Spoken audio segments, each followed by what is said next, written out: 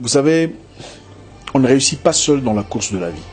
On a besoin de soutien, de mentorship, de partnership, de friendship et de tout ce qu'il y a de ship. Nous sommes la génération qui voit des ennemis partout. Des méchants, des aigris, des jaloux, des hiboux, tout ce qu'il y a de ou. Prenez garde de ne pas passer à côté de votre destinée par manque de tact, manque d'amitié, manque de contact, manque de relations humaines, manque d'humilité. Toutes les personnes qui ne te courent pas après pour te dire bonjour ne sont pas tes ennemis. Ceux qui ne likent pas tes photos sur Facebook ne sont pas nécessairement tes ennemis. Ceux qui ne commentent pas tes histoires sur Instagram ne sont pas tous tes ennemis. Si vous ne vous humiliez pas et n'apprenez pas à faire le premier pas vers les autres, vous tâtonnerez pendant 5 ans autour des objectifs que vous aurez bien pu atteindre en moins d'une année. Non, tu n'es pas aussi indépendant que tu le crois. Tu as besoin de soutien, des gens qui te poussent de l'avant, des gens qui te montrent ce que tu n'as pas. Nous sommes la génération où les gens ont du mal à se dire bonjour, même à l'église. Chacun attend que l'autre commence. Sinon, c'est bafouer sa personnalité. Au fait, nous avons plus d'orgueil que nous n'avons de qualification. Ou de quoi soutenir cet orgueil. Nous voyons des méchants, des aigris, des gaillards partout. On se dit, si on fait le premier pas, il va se moquer de moi.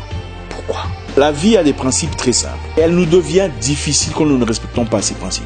Vous êtes un homme fort, une femme indépendante, c'est bien. On le sait déjà. Mais vos qualifications et vos compétences ne vous donneront pas toujours ce que vous cherchez. C'est des gens que vous connaissez, des gens que vous respectez, des gens que vous considérez, qui probablement vous ouvriront les plus grandes portes de votre vie. Après votre culte de prière, ne partez pas directement. Restez même pendant 5 minutes, dites bonjour aux gens, même ceux que vous ne connaissez pas. Dites bonjour, comment allez-vous? Vous ne pouvez pas savoir ce que ça pourrait engendrer. Écoutez, la bénédiction ne se fabrique pas. C'est toujours d'un homme vers un autre. Nous sommes tellement orgueilleux, nous sommes tellement barricadés que notre bénédiction vient essentiellement d'une personne étrangère. Ce que vous avez aujourd'hui n'est même pas 30% de ce que vous pouvez avoir. Tuez votre orgueil. Nous avons tous besoin de quelqu'un pour progresser, pour fleurir, pour exploser.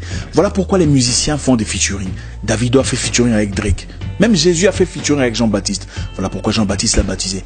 Vous pensez que Jésus était-il incapable de se baptiser lui-même? Beaucoup parlent des dieux, mais très peu sont porteurs de fruits. L'amour, la patience, la tempérance, la maîtrise de soi. Tout le monde est chaud. C'est guerre. Ah, attaque, réplique. Vous savez, nous, en toute humilité, avons plus de difficultés que les autres. Nous avons du mal à progresser. Parce que nous ne savons pas nous approcher. Nous ne savons pas nous humilier.